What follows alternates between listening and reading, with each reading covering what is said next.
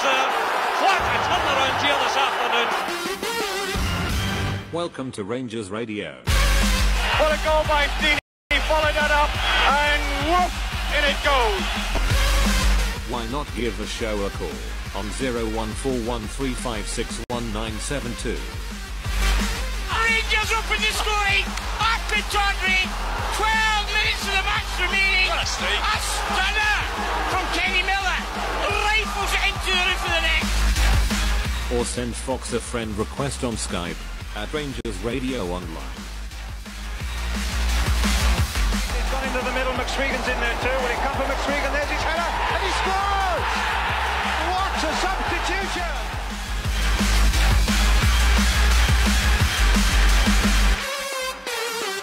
Running inside. Is he got it? That flies in! He scores! Good ball! Scores for Rangers! Lobo with one kick of the ball to take Rangers to Manchester. Rangers are coming! The Scots are heading for Manchester, and you know what? Manchester may not be big enough. Remember, it's all about the Rangers. Hello, good evening and welcome to Rangers Radio. Join myself, Gerrard, on the panel this evening as two committee men from Follow Rangers, John and Roger. Evening, gents. Evening. Listen, lads, thanks for taking the time to come and join us this evening and try and promote or tell the Rangers fans that are listening what you're trying to achieve at Follow Rangers. It's a pleasure to speak to you both. Thanks for welcoming us on. Right, first Thanks for the welcome. Yeah, no problem, Roger. I've got yourself, John. Look, just people are always interested. People appear with groups, with books, and people are interested to know what their Rangers history is. So, look, just tell us a wee bit about yourself. I'll go with you first, John. When you started following the team, who your heroes were, and how your love of the club has developed.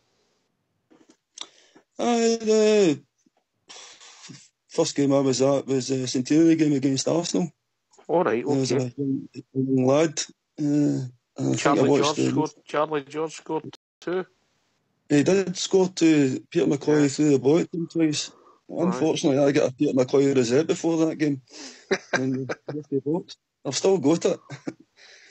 That was my introduction to the Rangers. My cousin took me to the game and spent the game on his shoulders watching it. And after then, I was hooked effectively. I wasn't going to the games myself, but I would go with him on a local bus across Keys, Stevenson supporters bus.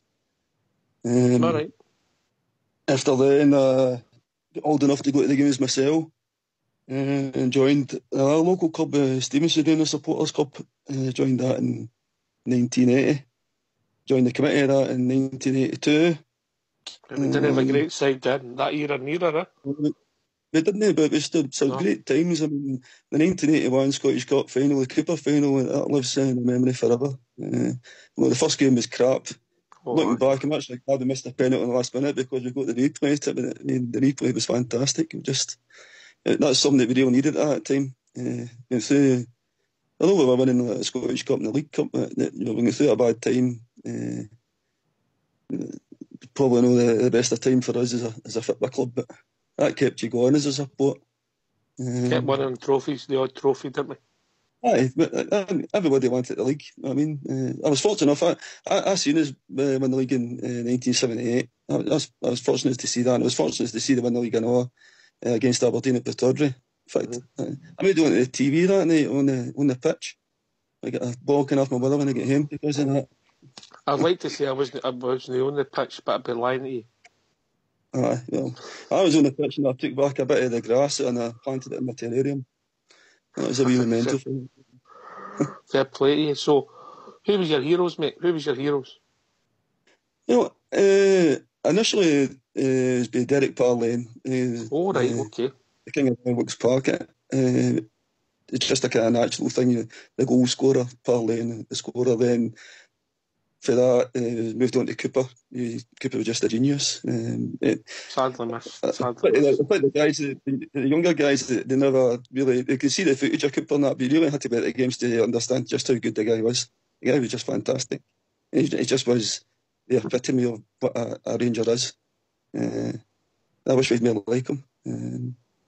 But that's my two heroes. I liked Alan McDonald as well.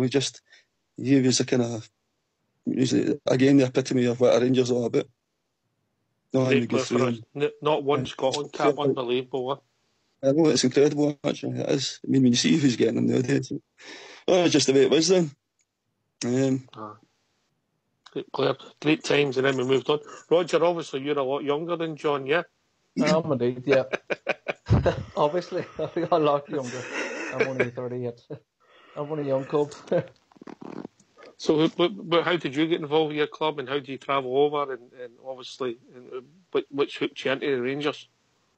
Well, when I was about 11 or 12, I think it was around that time, I started watching the odd game on TV and stuff, and other ones of my mates were Rangers fans and stuff, so I started watching the games, and then I got into the big way, and just fell in love with the club, and likes of McCoist and Haitley and stuff would have been the strike partnership, whenever I first started back then, and it just, my room was covered from head to toe, and Rangers stuff from Rangers News used to come out every week.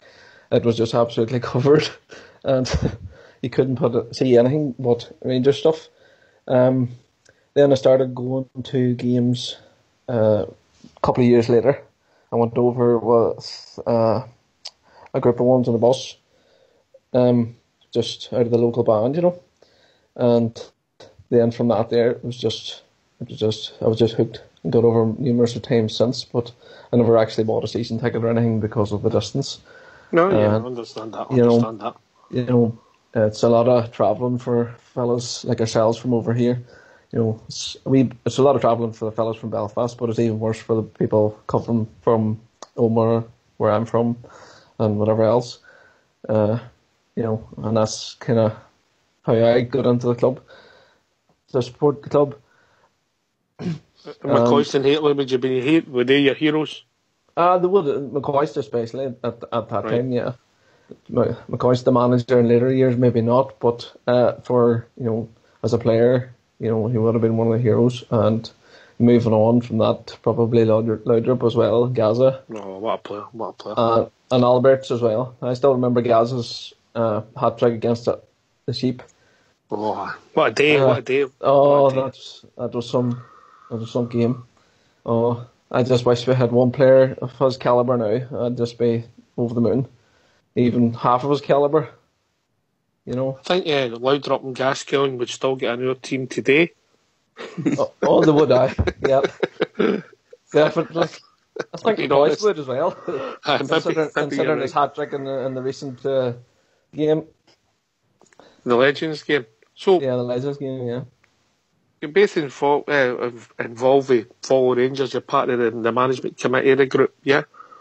Yeah. So I'll go to yourself first, John. What made you want to start up another fans group? What was the rationale and your passion behind it? The rationale was that I'm like being a supporter, I suppose, access social media and you're taking on everybody's point of view and looking, especially on Twitter, you could see that there was a lot of the fans, they seemed disillusioned with what was happening, as if they never had a true independent supporters group there. It was going to challenge the board and stand up for the fans. So looking at that, you got the impression that they were looking for another. I know it's saying another group. Everybody says, "Oh, here we go, another Rangers group," but I got the impression that they really did need one, a solely, truly independent group. Myself and Roger and a couple of guys spoke. We never knew one another before we made contact. We spoke about it. What can we do? What can we do to get something that's suitable that we think the fans would buy into? And that's how we come up with the Follow Rangers thing.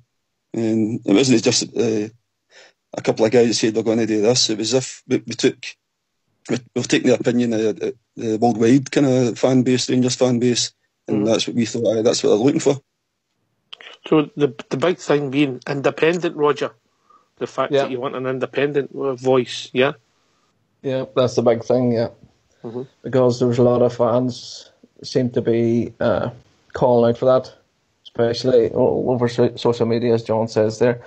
And we just sort of decided we were doing this chatting just amongst ourselves, and we didn't, nobody knew each other really, apart from the fact we were all Bears. So we just built up a rapport with each other, and then decided then that we'd push it further, and had numerous conversations and bits and pieces, and then the end result is the constitution that comes with Follow Rangers. Would these conversations be over Twitter, like? There would have been, yeah. Yeah, not in an open bit, but it was just people, like-minded people having a chat, and then it took you where it took you. Yeah. Yeah. All right. So you've launched it, and it was launched a couple of weeks ago. But obviously, you've been working on it for quite a while now. When did it first come to fruition, John? Well, we've been working on it for must be more than 4 months now.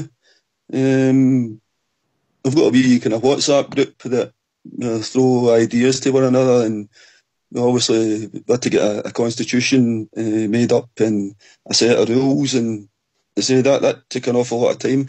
I know the other guys are working as well, but it's difficult to actually put all your spare time into trying sorting that out. And hopefully when the support sees the constitution, that they realise there is a lot of work there, and they try to take on board all aspects of all questions. What kind of questions would the fans want to know the answers to in a constitution? So we put that down, but would they accept that? So that's why we made that constitution up. Probably more than 4 months it took in total. I'm sure that some of the people enjoying your fan base know how to grow up a constitution for an organisation. I would like to think we could do it. Oh, definitely. I mean, it's not as if the folk of us, we didn't just bang heads up on the and say, right, we're going to do that. We've obviously got friends elsewhere. I mean, we're friendly with lawyers and whatever, and we took advice from them as well. And we wanted to make sure that we had the constitution there and it was watertight. I mean, obviously, a new group, new company, there's always going to be questions asked about. So, and I think we've done well to get the constitution out as what it was. But there are obviously still some questions that some supporters are asking, and we'll do our best to answer the questions. You've got a strict constitution, and you've got a mission statement out there, Roger. It's trying to see what your aims are. Do you see that development as time goes on, or do you think that'll be the basis for what you're trying to achieve? I can't answer that question either way, because obviously the Follow Rangers will grow and evolve as the members join. But at the minute we're working along the lines of the mission statement that we have, to try and, to show that if it's the wishes of the members whenever we go forward, that we should adopt a change in that, because obviously the mission statement is within the Constitution as a whole, so it can be changed, at an AGM, if that's the wishes of the majority. But if not, It's going to remain as it is. Excuse me. So, the question that people will want to hear is, look, we've got fan groups, and we've got one that's reasonably popular just now, with numbers-wise, we believe. How do you differ for that, Roger? How would you sell it, or how would you explain the difference to somebody in the street? Well, Follow Rangers differs in several ways. The first one, and the biggest USP that we would have, is that Follow Rangers members get the opportunity to keep the shares bought with their own monthly subscriptions, whereby if they decide at a certain given time down the line that they want to withdraw the money that they put in, and still remain a member, they can withdraw the money into the shares out of shares bought with their own subscriptions into their own name. Obviously, for less brokers' fees and stuff like that, and still remain a member, but they can. But it means that their share pot would start again, basically. Once they keep continuing to pay in, or it's the same process if a member decides to leave. But there is, and as stated in the Constitution, there is a certain time of the year to do that, because we didn't want to run the risk of an onerous administration policy. You need a lot of fees, aye. Yeah, hundreds of members, looking to withdraw their shares at the same time, because then that would be a lot of work for the volunteers that are doing it. We're all volunteers that are doing it out of whenever on our free time. So we wanted to keep that down. And the other one is that we pledged to proactively defend the club, the footballing department, and all the aspects, and especially the support when we come under attack from various quarters, especially in the media as we of late, and particularly the recent game at recent Old Firm game, Ibrox, and stuff like that. The fans were getting picked on and various bits and pieces. That kind of defence of the fans, because there is nobody out there actually speaking for the fans. So we think we're going to do that. We're going to do that. And lastly, the other difference is that we will hold to account anyone who's detrimental to Rangers Football Club. We will not hesitate to speak out at any time that we feel that the Rangers fans are being let down, and that basically, if anybody's not performing in Rangers' best interest, we'll speak out against it. We've been doing a lot of talk in the last few weeks. We've been watching that.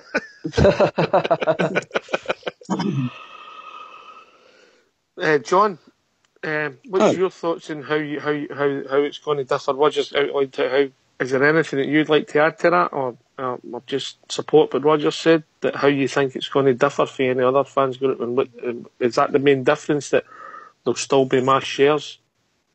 I would say Roger just about covered it. Although the share thing, the member retaining their own shares, is definitely a big thing for anyone that's putting money in. In normal walks of life, and somebody's paying money, and they would usually want something back for it in return. I know the Rangers fans have dug deep in the past, and they do dig deep for other organisations. And I just feel that if we're given the opportunity to say, okay, we're going to put X amount of money in every month, and the opportunity is there to realise that, say, in a couple of years down the road, that you've got, say, maybe a couple of thousand shares, then they've got something there. So that to me is a huge benefit for anybody that's wanting to join. I think Roger virtually covered everything else, I suppose. The fact that it's an independent shareholding group as well is probably of interest to a lot of supporters. They probably feel that their voice hasn't really been heard elsewhere, and they're probably looking for somebody that can challenge the board if needed in the future. Obviously, things start small, they grow, or they start fast and they slow. If you get it right, I think sometimes slow and easy maybe can be the way to go. But have you got aims? Have you talked about numbers, or are you just willing to work hard and see where it takes you? John? We never really spoke about numbers. We're fully aware that these things take their time, and the nature of things that's happened, especially at the club in the last 5 and 6 years. Obviously, the fan base are going to be very sceptical of a new group coming on, and especially somebody saying, well, okay, we're looking for your money, or we're wanting X amount off you, or whatever. So it's understandable that we weren't going to expect thousands to be joining us straight away. The way the set-up is for the group is you need a proposer and a seconder initially to submit your application. And obviously Fox will not be joining then. He'll struggle to get a seconder. You maybe get the black ball out there. So that's obviously going to take time. It's difficult to get a proposal in the second when there's only maybe initially only was 4 days anyway in organisations, because it's up to us then to propose in second those that we want it on board. So effectively it was an invite only. But as you say, we went live a couple of weeks ago and we're inviting the supporters to come along now.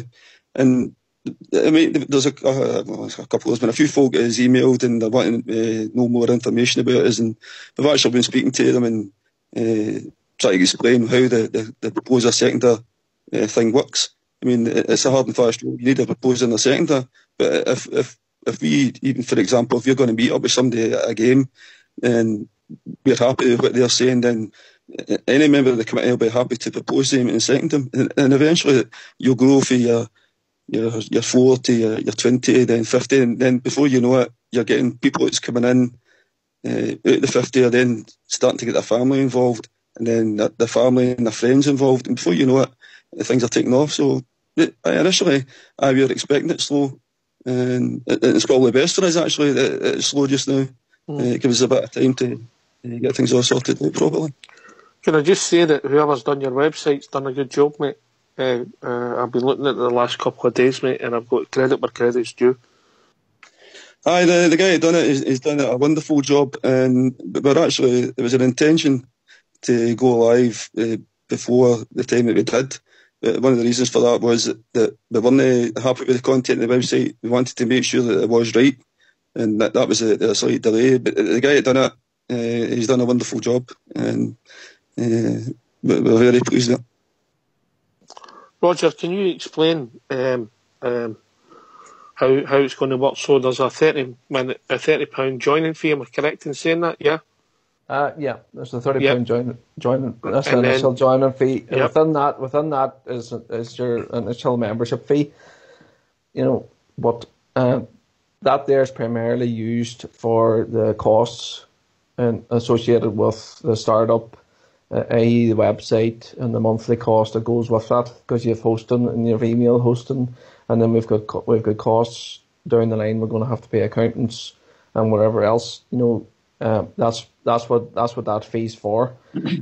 And then your monthly subscription then is from £5 per month on a standing order or direct debit, whichever you feel.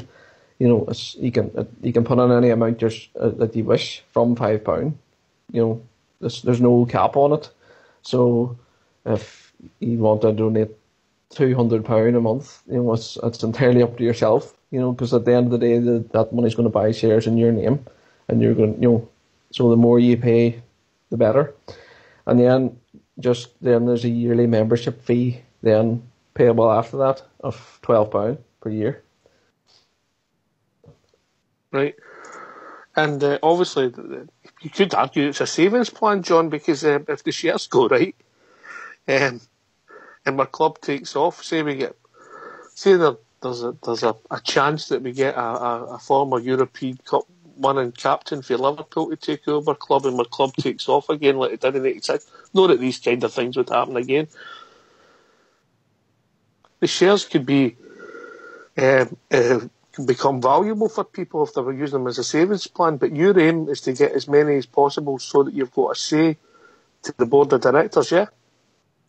Aye, that's correct. You're right, some people could say they could use it as a savings plan, but I think the vast majority of Rangers supporters are not seeing it that way anyway. I think that they've got an affinity with the club and they want to have shares in the club.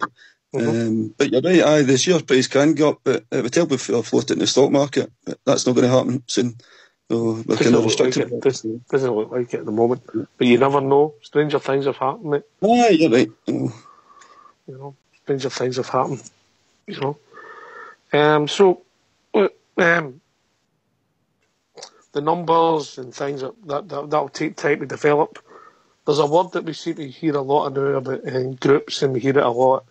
Transparency. And I've looked at your mission statement, I've looked at your rules, and it looks as if it would be something that would work. You're going to have accounts, you're going to be audited, everything's going to be done above board, like all the groups are, but is transparency a big thing for you both, Roger? Yeah, definitely. We actually, just on the subject of accounts, we actually have a secondary account that we keep, that we will transfer the members, the subscriptions, or contributions, sorry, I should say, into, so that they're separate from the other account that pays the costs, etc. And each individual's monthly subscription, or whatever it is, some people might choose to pay it all in one for an entire 12 months. That's entirely up to themselves. But whatever it is, it's recorded in a database alongside their name. So nothing's goes out of sync. Everything's above board. They can ask at any time what the total is, and we'll reveal it. We're going to be as transparent as humanly possible. Because we believe that transparency is key to anything. And the support by into it, if it's I don't mean that's maybe not the right choice of word, simple, but if it is easy for people to understand and see where their money's going, it's easier for people to get involved, John. Aye, yeah, you're right. I mean, we've tried to set up the constitution and the rules to make it as simple as possible for the average fan to read and say, okay, that's A equals blah blah blah. I mean, you read some of these other constitutions, and we have read other ones with other supporters groups do the England whatever, and they're a wee bit kind of highbrow. So we decided that we would set our constitution up that would make it easier for just the average punter to look at it and go, well, I like that, I'd like to get involved with that. You mentioned the transparency thing, and transparency is something that is probably the main thing that we're going to be offering. We need to, there's been, I mentioned earlier on, that the fans in general are sceptical of any new supporters group that's coming along. So we've got to be showing that we're going to be fully transparent to these fans to gain their trust. And I mean, I'm not a person that would normally go into something like Rangers Radio, but I'm on here tonight trying to explain and let people know that we're not going to hide away. Just let people know that we are here, we're genuine, and we will be totally transparent. We haven't got anything to hide. The four guys, the members and four Rangers, have got nothing to hide for anyone. And that's how Roger and myself on tonight, and chances are in the future we'll probably come back on. Right. Where do you see yourself in, let's say, 6 months? If you sat down and had a chat, where will you see yourself in? I'm not going to hold you to the numbers or the percentage, but you must have aims that you are trying to achieve. Is it 10, 20, 50, 100? Where do you see yourself in 6 months, Roger? That's just it's pretty hard to put any figure on it or anything, but I would like to think that we would have grew not substantially, but in some respects, we would like to just keep growing. Just keep going on and grow steadily within the next 6 months to a year, even, because at least if we're growing and still attracting, people, and people are passing, the key thing to the proposer and seconder thing is that each member kind of has to approach, somebody else, their mates or the family, and if you're a member of something and you approach your friend or your family member and say, right, I've joined this group here, Follow Rangers, come on and join it with me. You're more likely to trust the advice of your mate, to join it. So then that way, that's going to grow it, and it's going to take over that way. I'm sure I know another couple of organisations you might need to get proposed and set into that work quite well over the years. But the numbers, is it the numbers that's going to be important to make the group work, John, or is it going to be the amount of cash to buy the shares, so that when you have a voice, say, at the AGM, or you can, would it help if even people then co-opted their shares to use as well? At the end of the day, if there's more numbers, there's more chance of getting more a proxy for the shares. What we're looking for effectively is the proxy for the shares to give us more of a say when it comes to an AGM, for example. I mean, if you're joining just now, one of the questions in the application form is how many shares have you got just now, if you've got any. So if you're joining, then you're agreeing that you're going to proxy those shares to the organisation for use at the AGM, plus any other shares that you accrue through the year through your subscriptions. I mean, you could have an individual, for example, we say, for talking sake, 500,000 shares. So we would then be saying we're taking the proxy for that 500,000 shares. Mm-hmm. So obviously, if we get more members, then it's going to be better for us. And it's a prerequisite of joining that there's a minimum £5 subscription per month. What about the fan who likes to have his shares to go to the AGM, etc.? That is one of the questions that has been asked, but we've discussed it as a committee, and we feel that it's a hard and fast rule I've got that if you want to join the organisation, then you've got to proxy your shares over. Now, we've been speaking to lawyers regarding that, and we haven't got an answer with that yet. But we believe it's no 100%. We believe that the individual can still attend the AGM as long as he's voting for it. But he's not allowed to vote. That's a big thing for people turning up just to see the actual AGM, because it's a day. Some people make a day. They have done for years and years and years. Yeah, totally understand that. You know, but they might want to support you, but they might say, "Oh, wait a minute, I'm scared because I can't go to the AGM anymore." You think that could work? I think it can work. I mean, I've been speaking to one of my mates about that, and it was exactly the question they asked, and I told him exactly the same answer I told you. This is one of the questions that we never kind of preempted when we were setting up the rules in the Constitution, and we'll endeavour to get that resolved. Okay, fine, mate, fine. So, look, social media being social media, things grow arm and legs, and on the internet, summon a woman on the woman. There's been accusations made that there's certain people involved with your group. I don't even want to mention their names because I find some quite laughable. You any comment on that, Roger? Well, as regards that information, that's an absolute no. There's only the 4 members, as has already been stated, and there's nobody else involved other than the members who have already joined, obviously, since launch. You know, and some of them are working group members. You know, there's nobody else involved or connected in any way to follow Rangers. John, any comments? Social media being social media? Social media can be quite nasty at times, and I've seen a lot of that in the last couple of weeks, and it's very disconcerting that one of our committee members has been subjected to that, and can categorically state that any of the allegations that has been mentioned are totally false. I know one of the guys been mentioned, Brian Stockbridge. I've met Brian Stockbridge myself before, and it doesn't bother me if somebody says I've got links to Brian Stockbridge because I've met him. I met him because I wanted to get information for another organisation I'm a member of.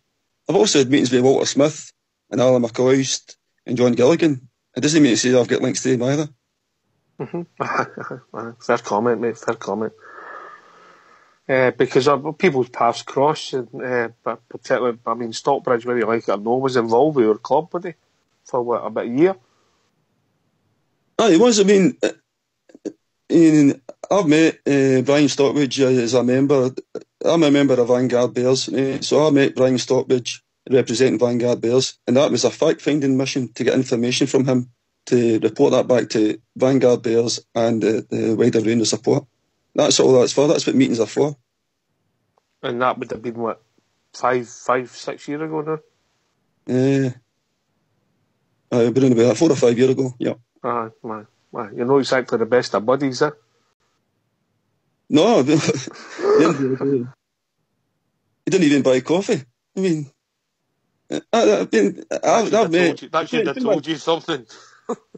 I know. At the end of the day, you meet somebody, you try to get information. I mean, I've met Craig White twice. You can only take somebody as you see him. It turns out he's a liar. So what can you do? If somebody tells you lies to your face, what you meant to do? I mean, you can only take the guy at face value. If he shuts on you, what can you do? We should have known when Green and White get involved with our club. That should have gave us all a clue. But there you go. That's just a personal view.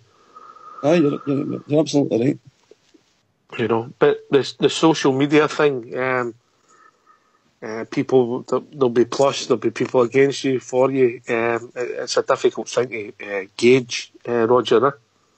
Yeah, it's a difficult thing to gauge, but we've noticed over the last couple of weeks that there is a lot more. There is people that are in support of Hull Rangers.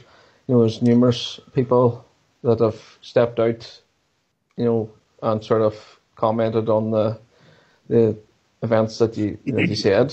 I don't want to mention his name either, but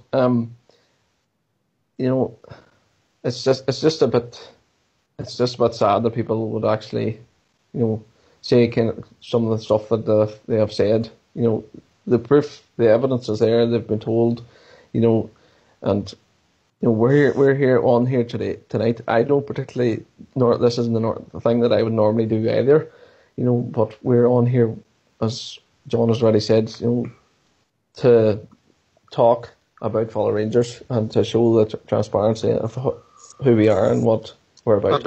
I better let the two of you know, once Fox gets your number, mate, he doesn't leave you alone. You'll be hooked in. So what's your thoughts individually and collectively as a group is what's happening at the club at the moment, Roger? Individually, I'm kind of, after the result of the weekend, I was a broken man, basically.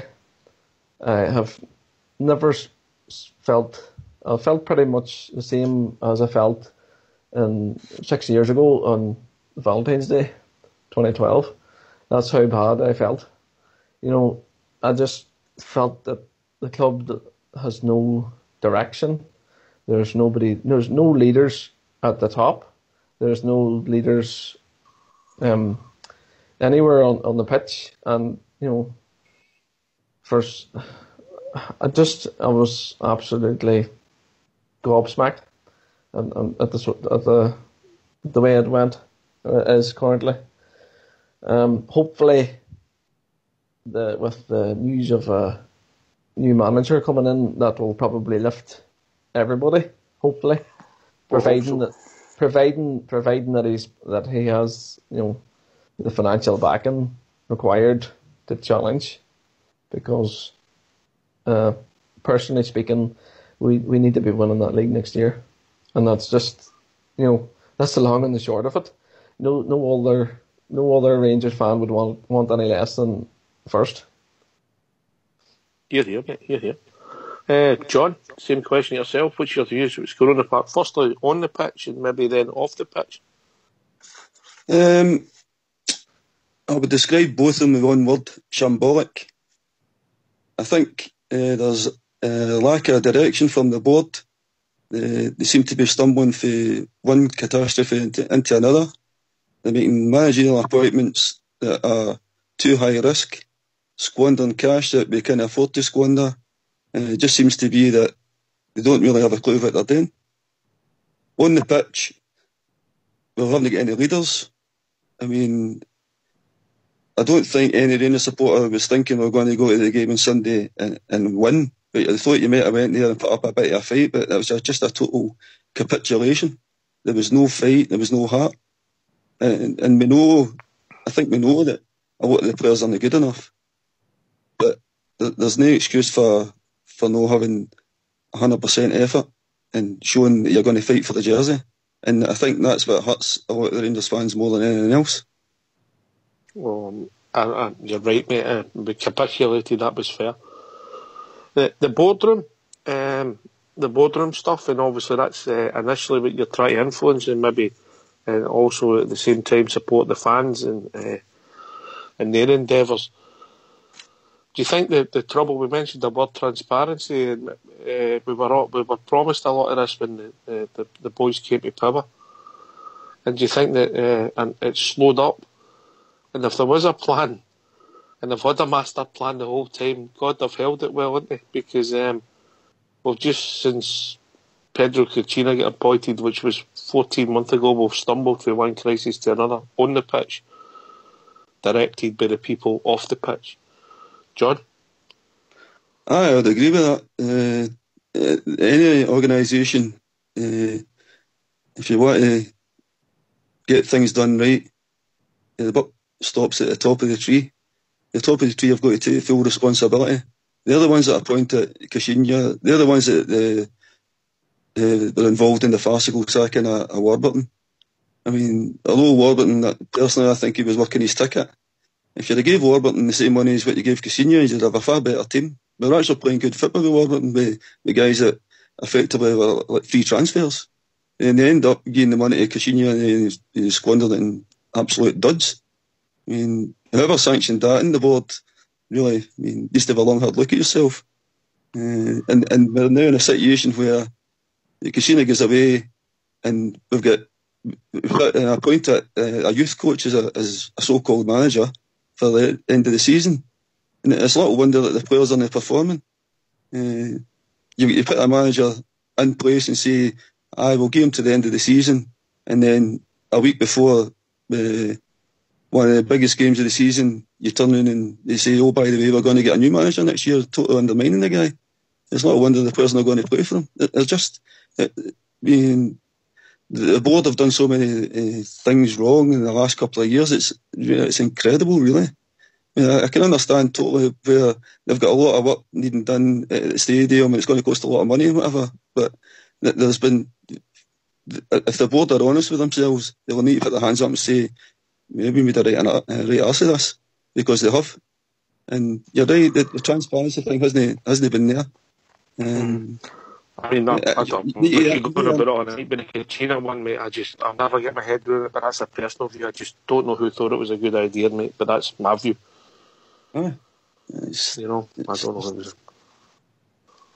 It's someone for one disaster and another disaster. That's what it's like just now. Right, we're rudderless, mate. And maybe they had a master plan, but they've just hid it well, Roger. But transparency for the fans, communication, but they deserve more than statements at the AGM. We deserve a lot more than what they're telling us, because as the media goes of late, there's a lot of stuff coming out, leaks and whatever else. And to be frank, I think it should be watertight. There should be no leaks coming out anywhere. We should be hearing the news, whatever it is, good, bad, or indifferent, from the club directly at all times. We don't need to be hearing second-hand information once we've heard it from, you can take, for example, the kit thing a couple of weeks ago. This is from speaking personally. We shouldn't have been hearing that before it was announced. Call me a cynic, but I think that was leaked the Monday morning after we lost a semi-final at Hampden. Just call me a cynic.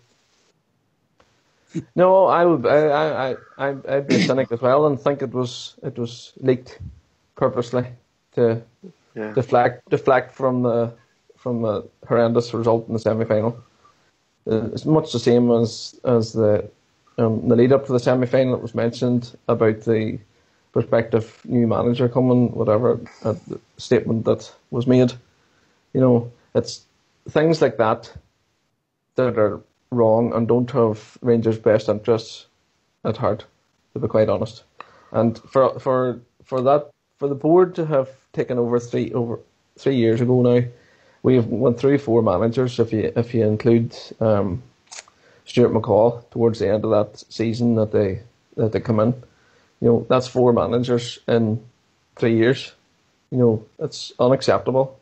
And to be quite frank, the next manager needs to be in place and backed substantially for a certain length of time.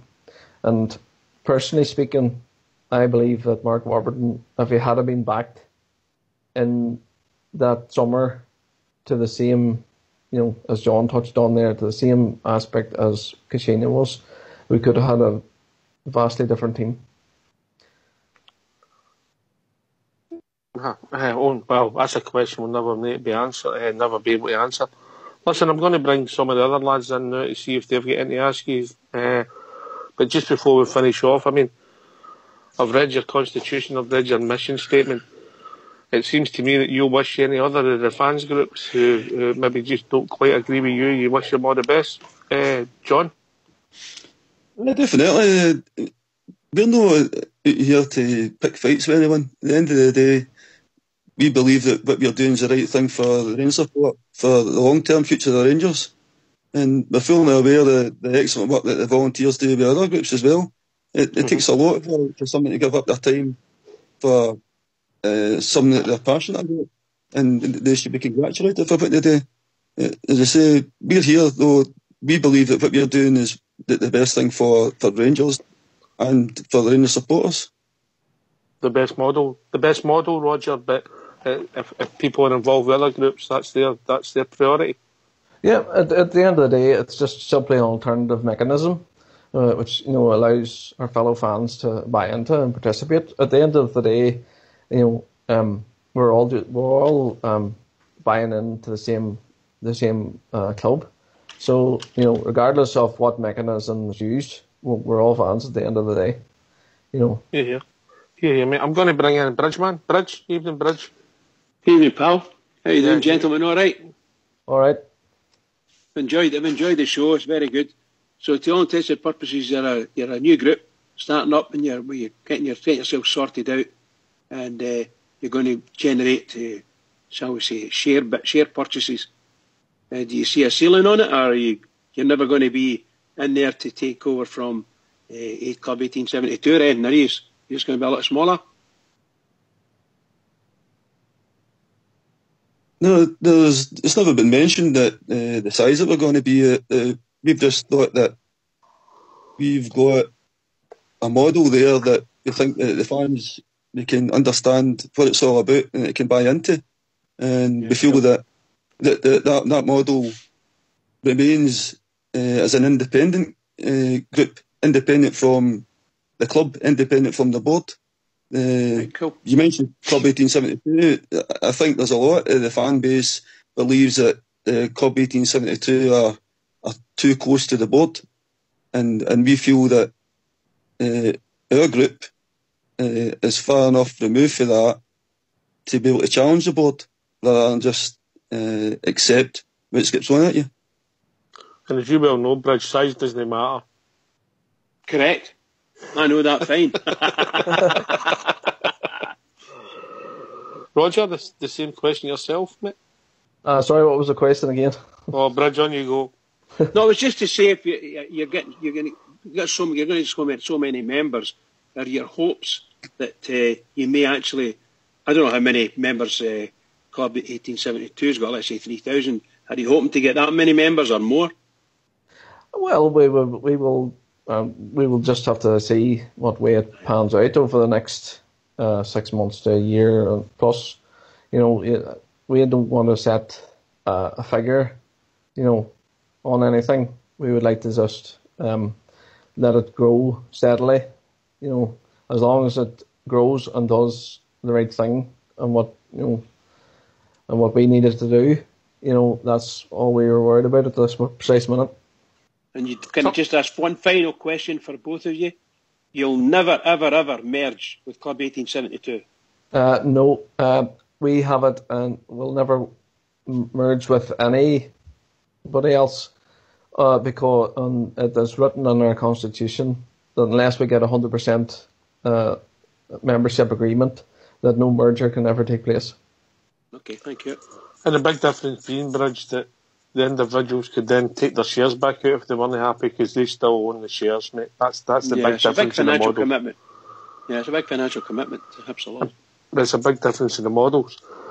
I don't think it'd be right to ask you how many members on that you've got, the Snoo lads, because obviously you just launched the thing 2 weeks ago, but it'd be great in maybe, say, a few months' time, maybe early start of next season, if you want to come on and maybe give us where you've gone and how it's taken off, John. Aye, well, I've not got a problem telling you how many members I've got just now, because if you want, mate. If you want, transparent. We've got 20 odd members just now, and there's about another dozen applications there sitting that we're sifting through. Mm-hmm. So that's what we were expecting. A slow start, because of what I've explained, the proposal in the secondary rule. Once we've got to, say, maybe 50, 60, then it will start to branch out a bit more. But currently more than 20 members. The transparency is that the number of members is on the website, eh? The number of members will be on the website. I think it's getting updated. Is it every week or every month? It says every month on the website, yeah. Oh, yeah. Yeah. So that's there as the thing grows. If it's 10, 20, dozens or hundreds, it'll be there. And it'll be there for people to see, yeah? Yep, that's right. Yeah, but what you won't know, Roger, is if they guys are putting in a fiver or 5,000, like I might put in a fiver, but Bridge would put in 5,000 a month. No, that'll not be published on the actual site for all to see, because in the case of data protection and stuff, we can't be putting people's details. Don't talk to me about data protection. I had 4 hours at the day, but that's another story. So I can actually say that I've put 5,000 a weekend, but nobody can actually prove me wrong. Only Mrs. Bridge. Only Mrs. Bridge. Excuse me. I'm going to bring Fox in. Fox, you with us, mate? I am indeed, sir. Yeah, you're a man that listens intently to a lot of things and does a lot of reading. Any questions for the lads? The boys are set out on a long journey. I hope it comes to fruition for them, but has the initial feedback been good, guys? Initially it's definitely been good. You're going to have a few sceptics, but the feedback for the people that I've spoken to, they're interested in it. They like the model. They understand where we're coming from with it. But you're right, you hit the nail on the head at the start. It's a long-term project. This isn't about 6 months, a year or 2 years down the road. This is long-term. You're talking, once this is fully, well, obviously we're establishing it just now, but once it's fully established, we're going to be here forever. That's the intention. Good man, that's answered my question. Anything else, Fox, for Roger? I'll think of something if somebody else asks the question, mate. It's not so much a question, but I really like the part where if, and maybe through financial conditions, etc., that you can always get your shares back. I think that's a big positive for your group, and I think a lot of Rangers people that support you will see that as a big draw to you, mate, because I don't think there's anything else like that on the market at the moment. Is that a fair comment? Yeah, you're spot on with that. That's my question, Doc. All right, okay. Would there be a time like some of the other group have got a model where they're maybe looking to get a share ceiling, and you might get involved in supporting the club in another way? Is that something that's been discussed, John? What do you mean with the question? Well, share ceiling? Say you have a ceiling for your shares in 10 years' time, you reach that ceiling, yeah? Would you be looking to support the club in another way, or just be a share model? Have you discussed that? Well, we have to discuss that because we don't believe we've got a share ceiling. But it's an interesting question, what they're saying. I mean, that's something that we probably will discuss now. But, obviously, far down the road. I mean, it's going to be small steps. You're not going to get there in 6 months, are you? But something for the future, the long-term future. I mean, at the end of the day, if all goes well, we'd like to have a bigger say in the running of the club. But obviously, we would. I think any supporters group would like a bigger say in the running of the club. regarding the share ceiling, no, I don't think there will be a share ceiling, but it's certainly something that we'll discuss at the next committee meeting we have. Because it was the generation before us, Roger, who through the Rangers pools ultimately built Ibrox, didn't they? Yeah. You know, it was the supporters' money, really, if I've been really honest about it. There was no sugar daddy. No, it was supporters who had done that. You know, I firmly believe that, you know, there's many people, I've read, there's few people that have said, you know, and this is over the years, that have said, what's the point with the fans group? You know, what's the point? You know, Rangers fans are all over the world. There are thousands upon thousands of us. And if people got behind the fan ownership model, you know, whether it's, you know, whatever way they wish to do it, you know, it gives us a greater voice within the club, you know, because there's no point sitting back and going, you know, I want to do it for myself, you know, just myself. If you've bought shares yourself and you put it into a bigger vehicle, you know, them shares grow, you know, with everybody's is combined, and then you can push your case towards the club, in my opinion.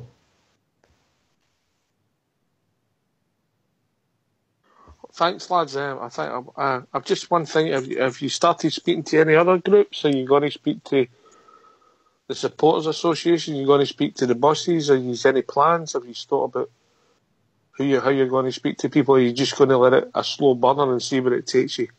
John, before I bring in my financial expert, who is Ibrox loyal, John, have you spoke to any other groups, or are you going to just wait and you've just launched the thing and see where it takes you?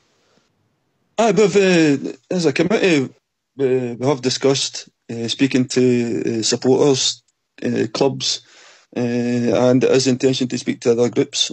I know I've spoken to Vanguard Bears, and it's an intention to speak to Union Bears. Right. But we're open to speaking to every supporters group and supporters clubs. Yeah. Same as ourselves, mate. We're here for anybody, for the Union Bears, Club 1872, yourself, anybody that wants to come onto this programme to talk about anything Rangers related are welcome. Last question to my financial expert, Ibrox Loyal. Hi, how you doing, guys? All right? How you doing? How you doing? It's just absolutely fantastic. You took your time to come on tonight and put your point across. You can hear the not only for your club but for your organisation in general. And I think some of the things you put into place that you must be first and then secondly on is a very good thing, because you'll be able to know that people are actually serious about this, and as you say, down the line in the future they're not just all going to want to take their shares out at the same time, which I think is an absolutely fantastic thing. And obviously I think Oxley just says it as well, you're more than welcome back on here again in the future, let us know how much you have grown and where you see things going in the future. And I think it's been absolutely fantastic, because I've looked at another organisation as well. I'll not mention the name of them, but I think you know who they are, where there isn't enough information out there about where your money's gone, what things you can do in the future and everything else. I think we're trying to get them on here as well, but unfortunately they've not managed to go on. So I really do thank you for taking the time tonight and come on and put your point across. I think not only ourselves on the panel, but everybody in the lobby that's listening, and a lot of bears around the world will be listening as well, and we're really excited that there is going to be finally an independent voice out there for the Rangers fans to get behind. So thanks very much for inviting us on. You're right with the proposal on the secondary thing. It's going to slow down the process of getting the membership numbers up quickly, but we realise that primarily it's a security thing. The last thing we want to do is just open up to anybody. You could have MD for the dark side coming along, and the next thing you know they're poisoning it. So if you put a proposal in a secondary in, and it has worked well with other organisations that we all know of, so it's a tried and tested formula, and that was the reason for that. We realised that it would slow down the process of getting members in, but that's security is more important than anything else. Yeah, lads. Listen, Oxter, can I ask one final question, if you wouldn't mind? You carry on, mate. It's purely. I just wondered your philosophy. Do you really think that the Rangers could ever be truly, fully fan-owned? You really think so? I don't know. It's impossible to say, but the only way that could be truly, fully fan operated is if people got behind the prospect of fan ownership and really pushed it and worked at it and set aside, the various, there is a lot of, there's a lot of personalities, within, we're a broad spectrum, of people within the Rangers support, but, whenever the Rangers score, we all raise as one. We don't raise individually. So we should all get behind it. If that there could be a prospect if everybody just bought into fan ownership. And sorry, just before I go, I'd like to thank you for having us on the show this evening. There, it's it's a pleasure, mate. As I say, it's been good. We're here to talk about all things Rangers. Obviously, there's a lot of things happening at the club, but we'd made arrangements to speak to yourself, and it was good of you and John taking the time. Listen, you're more welcome to stay for the second half of the show and take part in the football debate. But what we do, we usually pause for a tune. I'd like to thank you and say you're welcome back anytime to let us know how your follow Rangers is taking shape. Okay, thanks very much for that. And just to reiterate what we were just saying there, it's a pleasure being here. And on behalf of Follow Rangers, thank you very much for giving us the opportunity to put a point across. And we will make a point of coming on again in the future. And good luck for the future to you guys as well. Thanks very much, lads. Thanks very much. I'll second that as well. Here. Thanks very much. If you don't mind going to mute, Fox will give us a tune.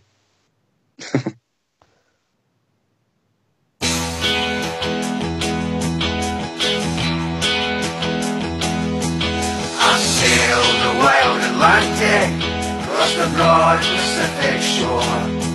I sailed around the stormy capes and I've heard the 40s roar. I've climbed the Indian Ocean and I've sailed the China Sea.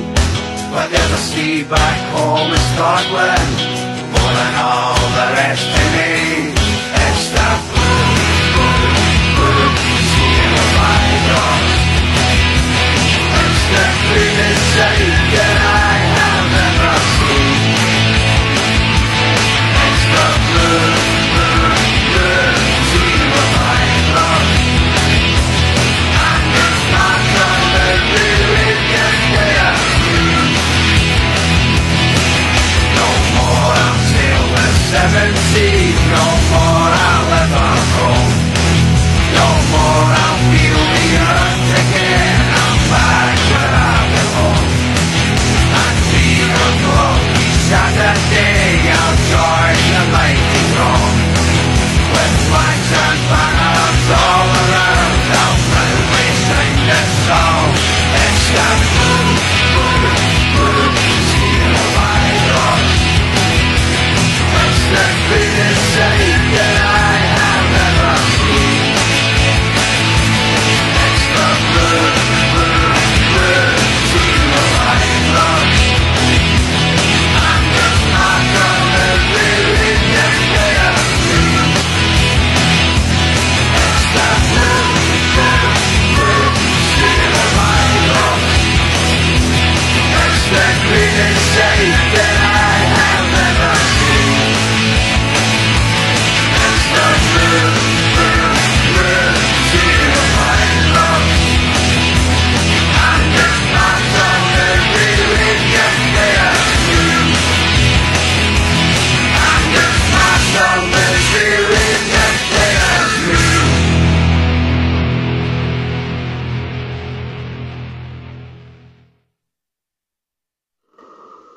Evening, Bridge. Good evening, pal. How are we? Yeah.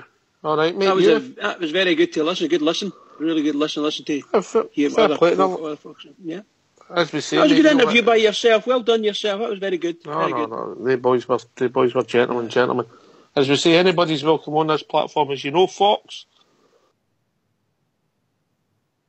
is sleeping.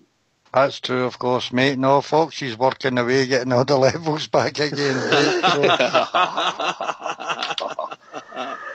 He twiddles a couple of knobs and he wants a fortune for it. I know. He wants full whack for that, doesn't he? Plus danger money.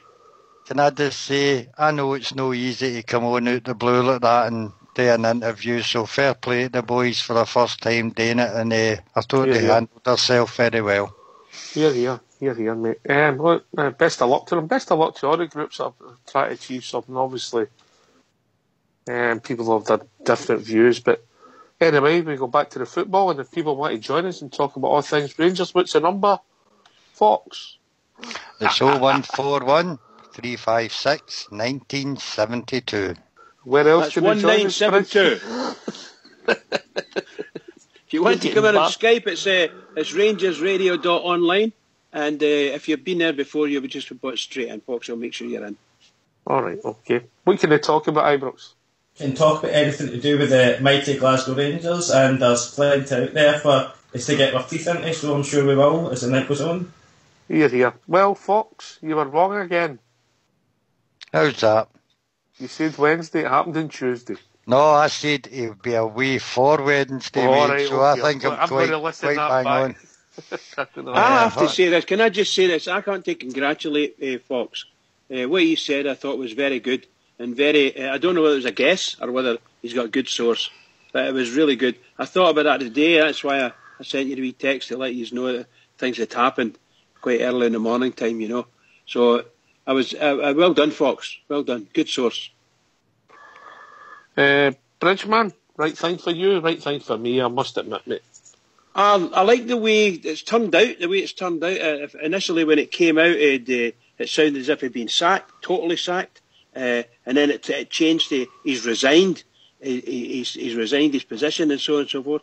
And then it turns out that in fact he's been removed from his position as Rangers manager, first team manager, and he's got the choice, which is what I want. I wanted Rangers to give him the choice. If he wanted to go back in and do anything in the academy, Rangers should look after the guy. They've put him through enough. Now, how they look after him is another thing, but I think they should give him the choice. He'd probably leave at the end of the week. I think he'll leave at the end of the season quietly, mate. I just think... it might just happen. It might just drift away, yeah. I feel sorry for him. I think he was put in a position where a job he just wasn't. The job was too big for him, Fox. I'd agree with that, mate. That's the way it turned out. I think it's good for everybody all round, including Graham Murty, mate, that it was time to part ways. So good luck to the guy in the future. I don't know, the Rangers board have kind of hinted that he could go back into under-20s. But I think he'll probably move on. And if he does go into the back into the under-20s, hope people don't give him a lot of grief, mate. The boy tried, didn't he have it? And it's no a crime. Absolutely. I wish him all the best whatever he does. And thanks for your efforts, because we were really struggling to get some. You've left us and we're lying third in the league. So take my hat off to that wee bit anyway, you know. So, but... So I'm sorry, it just didn't work out for you. Good luck in the future. Anyway, we'll be joined by Mount Vernon. Evening, Mount. Evening, guys. Evening, gentlemen. How's it going? Not bad yourself. What did you make of this morning's news, mate? Was that a shock to you, or were you expecting it? I think Rangers Radio were on the pulse again in terms of our sources. I think we were just about spot on, Hawkschair. What's the nice three have they got a good pulse between us? Well. Especially me. Well, you had it spot on, Foxy, so I can't grumble, mate. No, I think genuinely there was a sort of a health issue there with maybe Graham Murty, mental health issues there in terms of maybe his well-being, and his outlook on things. And I think for us, it really had to happen. wee bit more positive news tonight, obviously, in the other stunt as well. So I think, to be honest with you, Oxford, I think we just need a bit of positive news, don't we? You know, as Rangers supporters, you know, we're just needing a pick me up a wee bit. But no, it's. You can always tell when you're cheery. I know, mate. I know. Got to live up to the title, don't I? You know. Can I just ask, Mount, which positive news did you hear? Oh, I think you were going to buy us all a drink at the end of the season, dude. Well, that's not a problem. I beat you there, didn't it, pal? No, I think... can't use the white fibres anywhere. I know, pal, I know. Found out last week. No, I just think we need to... No, I thought you said there was more positive news today after that. Well, obviously, I don't know if you managed to catch the BT Sports side of things. No, I didn't. But there was nothing. There was a lot of giggles and a lot of laughs, but nothing said. But it looks as if it's a done deal. But well, I saw a snippet. I'll let the guy with crystal balls predict what's going to happen. Can I just say it? I'll come to you next, Bridge. Right, pal. Right, well. Go on then, crystal ball, man. Crystal ball? Oh, crystal ball, yeah. No, I just see things being tied up for Friday and with Stephen Gerrard, mate, and I think he'll be at Ibrox at the home game at the weekend. That's my tip. That's all I'm saying. I saw a snippet today on the sort of quick news, Rangers news now stuff. And it was from apparently it was the Daily Express, and the Daily Express were saying that the deal is done. So he signed a 3-year contract. And then, just after the sort of headline, it says, a report from the Daily Star. So that's two areas that were actually reporting it as a done deal. And all the cameras and everything were all up at Ibrox allegedly today, both BBC, STV, Sky. They were getting the feedback about Murty's leaving, mate. Anyway, talking about guys who like to get tucked into stuff, we've been joined by Rudy Bear. Evening, Rudy. Evening, guys. Evening, everybody. How are we doing? Evening, all right, mate. Can I just say, Ox, that was a smashing thing with the boys, John and Roger there, for Follow Rangers. Yeah. That was really interesting. Really enjoyed that. I had a wee look at their website the other day. They might have another new member coming their way. As I said the other night, I was a member of Rangers First up until the merger. And I think it's very interesting. I think the boys sound like they're going about it in the right way. In my opinion, anyway. That's just my opinion. How are you going to find somebody to second you? I don't know. I'll look about. I might need to slip some silver into somebody's palm, Fox. You know what I mean? But I'm sure I'll get there. Take them out for a dinner, Rudy. I'll invite them. I know for a fact Mrs. Rudy will know back you on that, mate. No, she won't. You're right, Fox. You're right. Graham Murty thing, I think it was inevitable, really, wasn't it? You know, just couldn't have went on any longer, really. In a way, I'm pleased for Graham Murty as well, because the last few interviews I've watched him in pressers and stuff like that, you could see it in his face. It was just getting to him, the stress of the whole situation. It turned out, he wasn't the man for the job, which is unfortunate, really, for the club, for us as fans as well, but more so for him too. I said the other night, I saw a lot of vitriol on, social media towards him, and I don't think that's right, because he was asked to do a job and he stepped in and done what he could. I'd like him just to quietly go about his business, people just to leave him alone for a wee bit, and for us we move on now, if reports are true. Stephen Gerrard is the next manager. We get behind him and we move on.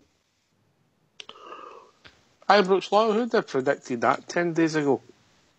Well, I think I predicted it last night, mate, and I was bang on in saying it. Wait a minute. The question was there last night. It was easy to predict everything last night. 10 days ago, mate. Let's be honest, mate. I could have predicted it. He doesn't know. I could have predicted it after the 3-2 game, mate, because... What, Steven Gerrard? Steven Gerrard? No, I'm talking about Marty leaving, because he offered his... No, I'm just saying, you listen to what I'm saying first. Digging a hole again. I'm not digging a hole, mate. I'm not digging a hole. I'm saying... You ever heard the phrase, give you enough rope? No, let's see what I'm saying. After the 3-2 game, Marty offered his resignation, and the higher up says no, they weren't accepting it. So this was an inevitable for that to start. Obviously, the Gerrard thing has been a new thing, and I think I'm more than happy with Gerrard coming in. As I say, as long as he's got a strong backroom staff behind him, which apparently has with the Carras and that coming in and that line with him. So, and Jurgen Klopp says any help he ever needs for him, should he decide to come and be the Rangers manager, he only has to pick up the phone. So I think it's a good thing all round, and I'll agree with what Bridge and what you've just says. It's inevitable that he had to leave. We all thought it had been done at 5 o'clock Sunday night. He had to do it for his own health, mate. His own health was suffering, and as I says, he's a gentleman. I've spoken to him a number of times, especially at a few of the youth development games and that, and he's a total gentleman, but he just never had what it took to manage a great club, so... Alright, I'll ask you again. Can I just answer the question? Wait a minute. We've been joined by... I think 2 seconds, We've been joined by Big Al. Gentlemen. Evening, Al. Evening, Keep this short and sweet. Evening, gentlemen. Evening, Snowball. Jelly Tot. Jelly Tot and Snowball. Even Jelly Tot. Does the Jelly Tot put it in his Snowball? Or does the Snowball pour over the Jelly Tots? I don't know. Both is are tutti frutti, so... Alright, okay. I see what you've done there, Al. Quite good. Quite good. Just a couple of things, guys. Excellent interview the first half of the show, but you forgot to ask them a very, very important question. What balances and checks do they have in place for when their egos start going all over the place? Because I think that's what happens to every one of these fan groups. It ends up ego-driven at the end up. So I'm not trying to be too cynical about it. That's what puts me off those types of things, personally. The second thing, we've got maybe a manager coming in, and I'll reiterate again, I think it's a wrong move. He's on TV tonight. Champions League seems to be more important to him to taking over our great club. I think it's a wrong move. I don't know how you feel about that. On the TV, getting asked a question here and there. If he was going to be the manager, he should have been in by now, especially when... And I will say, sorry, I would like to thank Mr. Graham Murray for everything he has done for the club, and good luck in the future, Mr. Murray. He left today. The so-called manager that's meant to be coming in, he's in, where is he, in Rome or something, watching a Champions League game? Germany, in Germany, sorry. Right, I'll put it to this way. I'll put it to this way. He was contracted to do work the next 2 nights, yeah? Aye, I know, but look, we had this with Joey Barton going and playing golf tournaments and things like that, and it left a bad taste in my mouth. This is the same thing, I think. It's leaving a bad taste in my mouth. If you've got to take your job on, you have to be 100% committed. To me, that showed a lack of commitment straight away, and he's moving in the door. I don't think it doesn't sit with... That's my opinion. And there's I know. There's a lot of people salivating about him, but... I think it's the name Steven Gerrard, because where he sits in the world of football, mate, but nobody with any sense isn't going to say that he's the answer to all our managerial problems, because we don't know, Al. No, but do you think that's shown commitment by... I think he's done the right thing. He had a contractual commitment to an employer, and he's got to see it out. He's finished. He'll be in Glasgow on Thursday, and hopefully we'll take it from there. Yeah. That's the way I see it. I don't know if that was just my gripe. I get where you're coming from, and I know you bang that drum all the time, and I get where you're coming from. You were spot on with the Barton thing. No going to pre-season. Look how well that was a criminal record that stopped him. But he went when he was meant to be at training, he was at golf tournaments and things like that as well. So to me, if you're going to take on it's such a big role. It's such a big commitment. There's 50,000 fans there, and ultimately, how many fans run about the world. It's such a big commitment. It's very, very important to us. I think you have to be 100% committed. If he's going to be a proper manager, I think Fox would see it in the light that even if he's on that channel and he's starting to talk about the Rangers are getting talked about in the semi-final of the Champions League. His box office, he's putting my name out there, getting back people in the right. I can understand and I can see that, big man. I can understand and I can see that side of it, but just. You're entitled to your point of view, mate. Can I just say just one thing, Al? Right, go follow Rangers. I'm just going to go anyway. If you read their constitution, mate, it tells you some of the things that might help them with their egos. It's in their constitution, mate. It might help them with the egos, but we've seen that with this club 1872. I think it was ego-driven. It doesn't matter what you do, organisation, your human nature's human nature. It's a hard thing to... Correct. Right, I'll love yous and leave yous, guys. I'm busy this morning. You take care of yourself, Snowball. Over and out to Jelly Top. You too, Jelly Top. See you later. Are you too sure you're on the right channel, Rudy? Oh, he's a nice guy, isn't he? You know what I mean? He's a lovely bloke. So all right, okay. Obviously, could I just quickly come in on Big Al's point on terms of what you were saying earlier? I think Bridgman's maybe going to pop in with the same point, but I think it shows the integrity of the man that he's going to honour something. Obviously he's contractually obliged to do what he's doing. And I think that speaks volumes of Steven Gerrard's character. He's undoubtedly one of England's greatest ever central midfielders, but I think it also speaks his character and his standing with people. So I slightly disagree on Al's point that he was making that yes, absolutely, in world football the Rangers' job is one of a kind, but it is important that we take our time, and it is important that also respect Steven Gerrard's employers as well. I think also, if truth be told, he's got commitments that he has to, he's got to complete these, commitments that he's got. Apparently he'll be taking there from the 1st of June onwards, so it's a wee bit away yet. You can't expect the guy just to, shank out his commitments and then sit about waiting till the 1st of June to become Rangers manager, It's a contractual thing. He has no option, really. He's got to go and do this stuff, get it out the way. Rudy, do you not think it's absolutely superb? It's a semi-final of the Champions League. Aye. It's the coverage in BT. Yeah. You've got a panel of Lineker, Lampard, Mr. Steven Gerrard, and what's the other one? The centre half, Rio Ferdinand. And the first question's about our club. Oxford, what's it all about? All about the Rangers. Can I come in on that? On you go, Bridge. I was just going. Big Al's obviously he's quite right in what he wants is he wants commitment from the manager, and Mount Vernon's said the words I would have said myself. The guy's got contracts. You mentioned it yourself, Oxford. The guy's contractually obligated to do these things, and I'm pleased our manager is sticking to his contracts. However, I must admit that somewhere along the line there's still negotiations going on, in all probability with his agent, and he won't be talking to Rangers until after this contract thing's done with the Champions League stuff. So it's going to be at least Thursday before he himself comes to Glasgow and puts pen to paper. I think that's what's going to happen.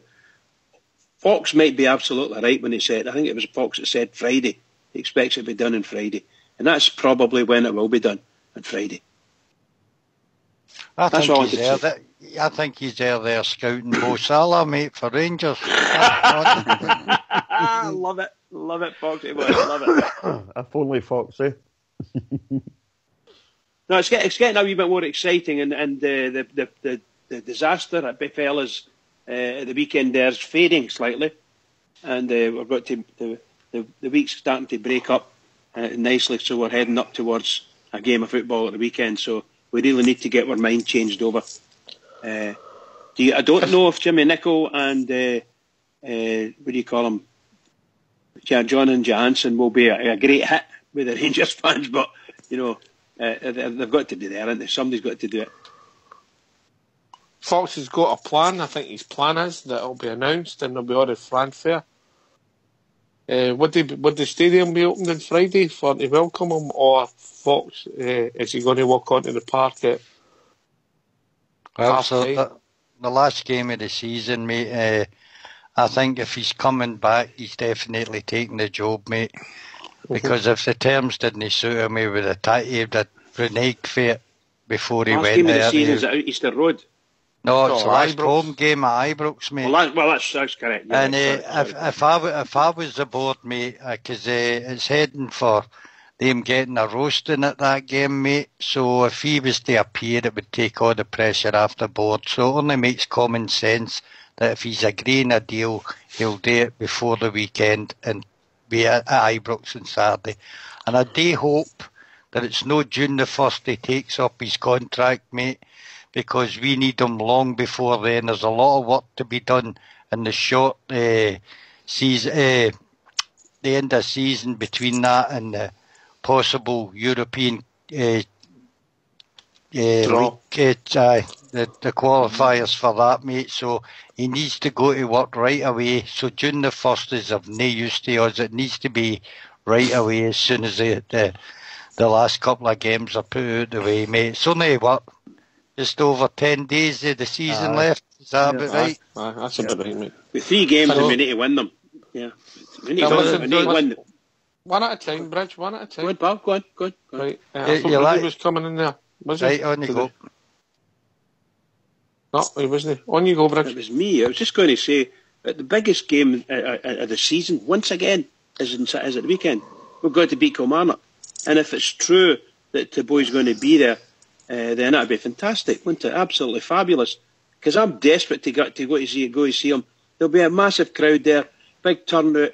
The Bears are just desperate for a bit of success, and we need a leader, and he could be the leader. Simple. I want to be in my gang. You want to be careful, Bridge, about singing these songs, mate. Why? He wrote a letter to Jim will fix it to see if he could meet Gary Glitter. Okay. I see what you're meaning.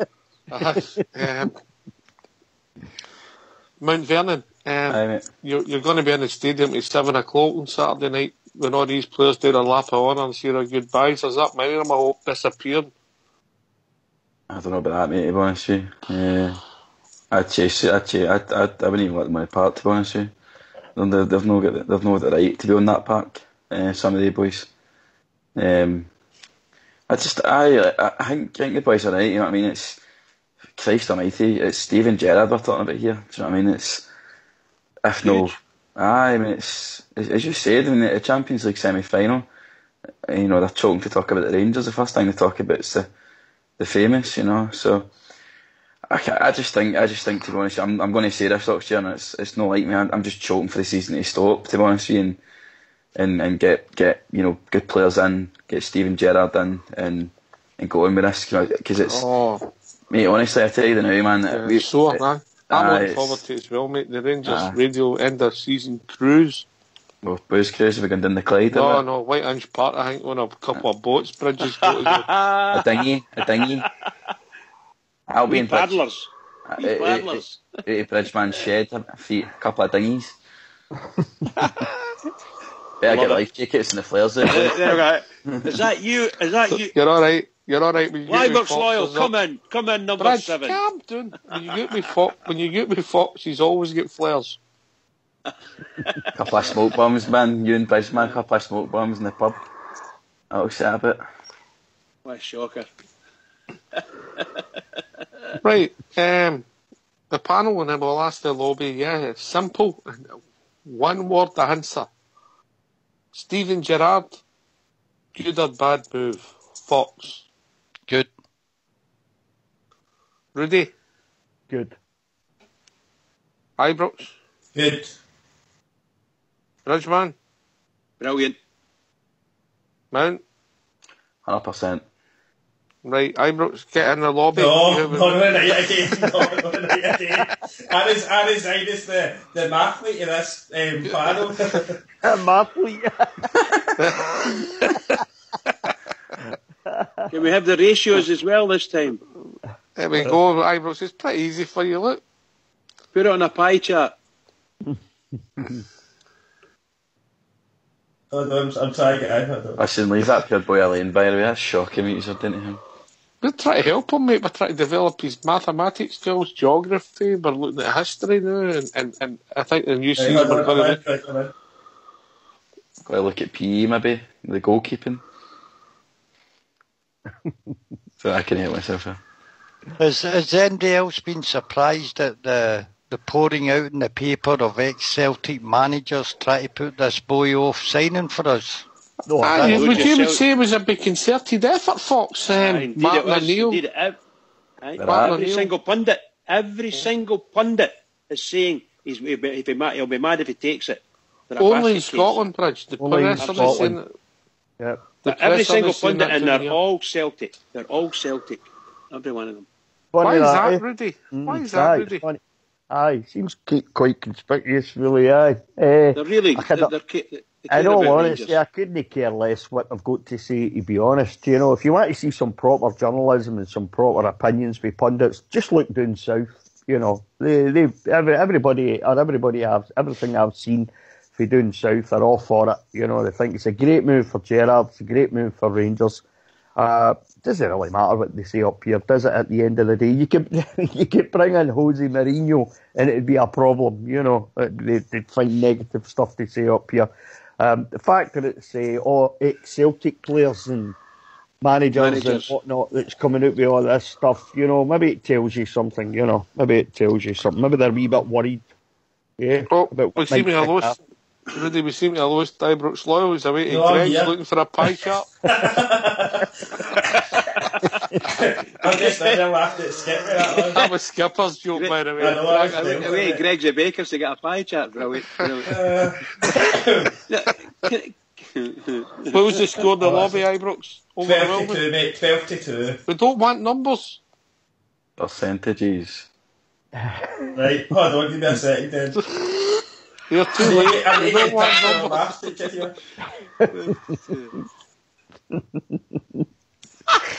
Two Ibrox, man. Two Ibrox. Multiply the 2 by 7 roughly, and that'll be you, right, Ibrox? Yeah? Right, 84%, mate. There you go.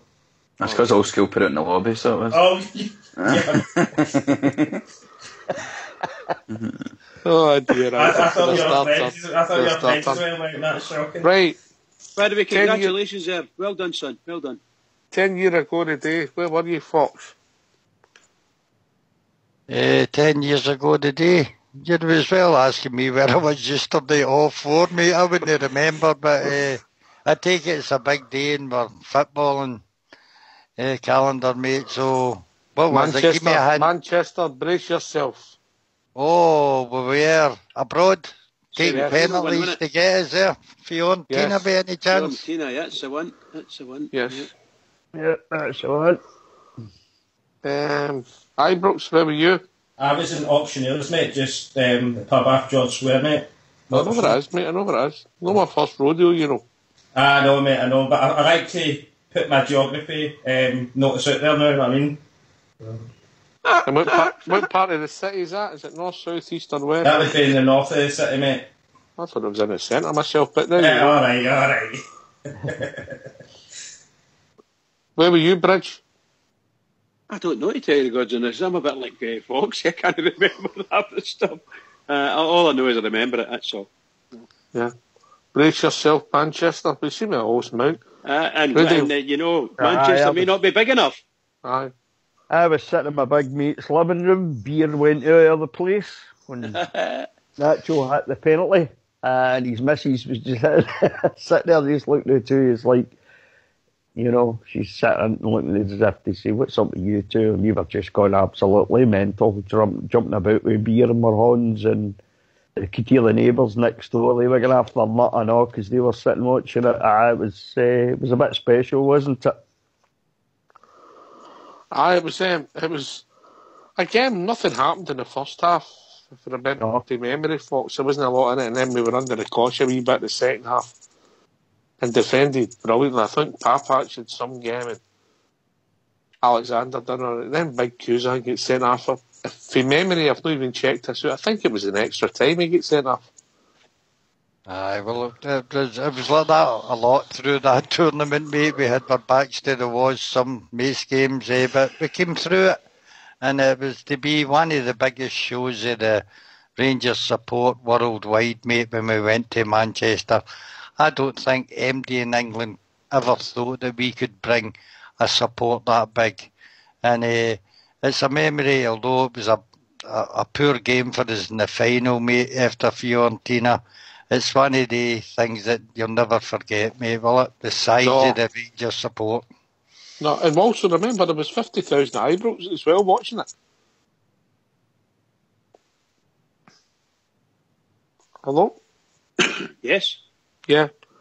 Yeah, ultimately that led us to disappointment in Manchester, but after that it was some build up, Bridge, wasn't it? It was some high we were on. Oh, fabulous. And everything was against us, wasn't it? Well, I think so, yeah. Look, we hadn't played great. You know, we weren't, form wise we weren't great. But my goodness gracious, we hung on and we did the business and fought like hell to get the results. Just brilliant. And even to get to Manchester, it's a pity all that shit did happen in Manchester. It really is a pity, because that was a fabulous season for us as far as European campaign was concerned. Just fabulous. So we kind of blotted our copybook a wee bit, but just a wee bit.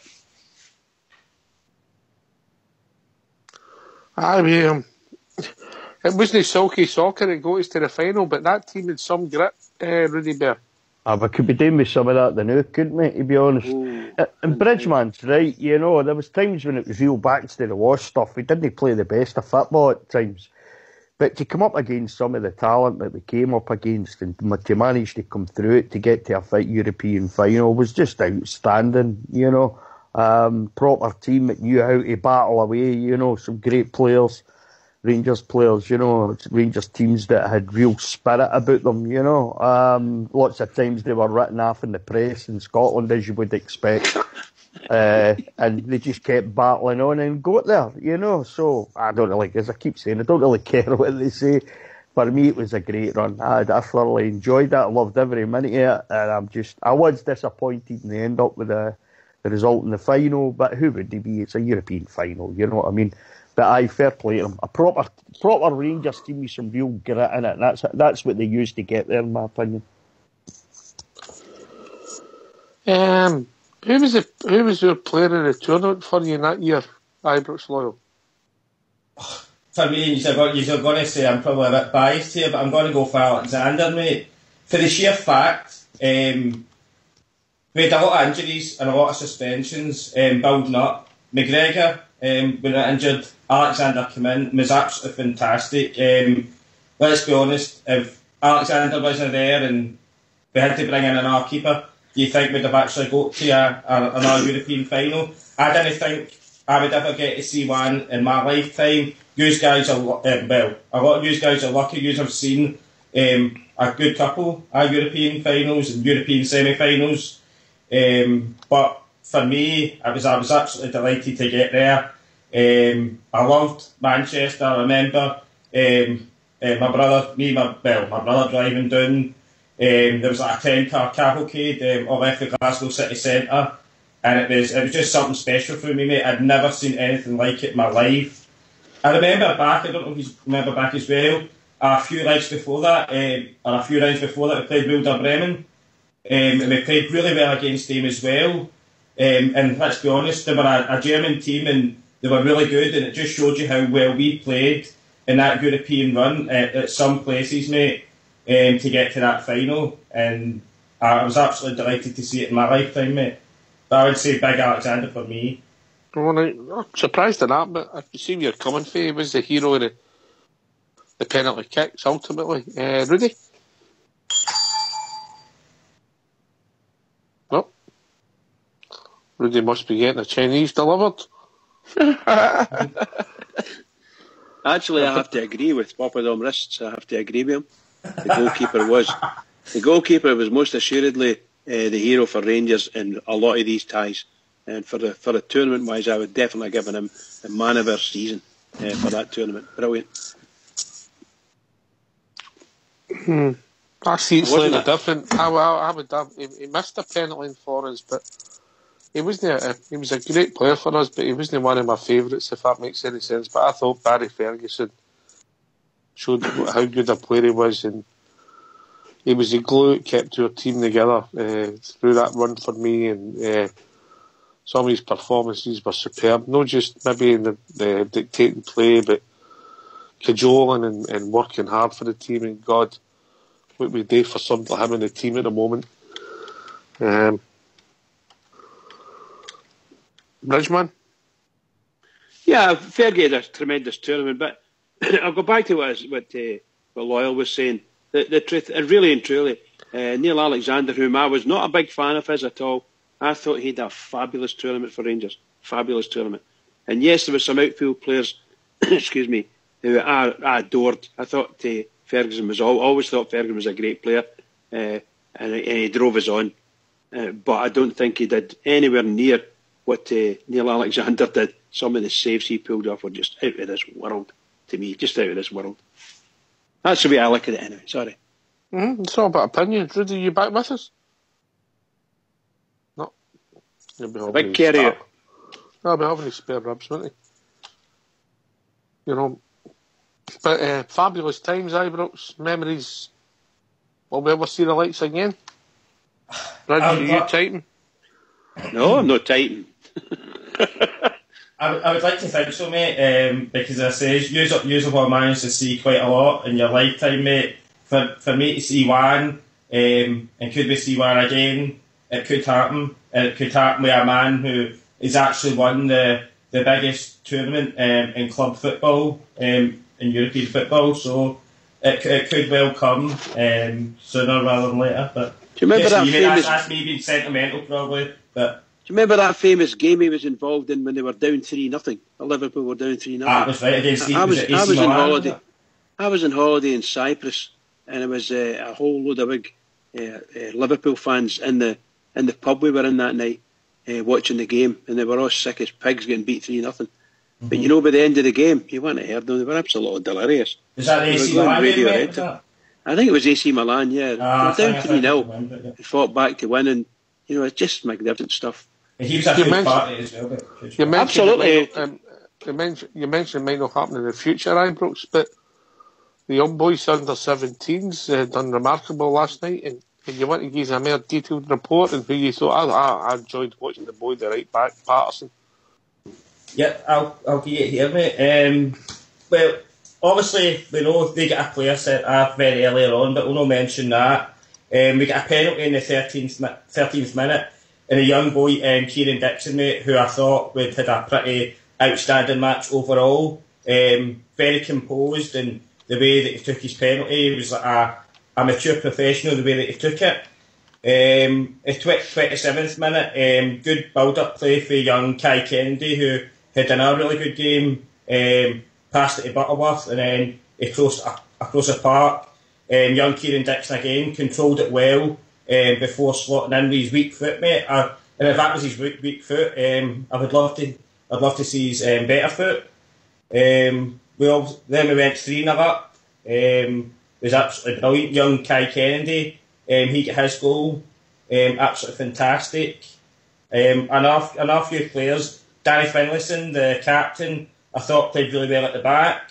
Obviously, Hughes, the young boy Patterson as well. Had a really outstanding game. The young boy Murray Miller in midfield, basically from minute 1 to I think there was 2 minutes added on, so at the 92nd minute he basically controlled the midfield.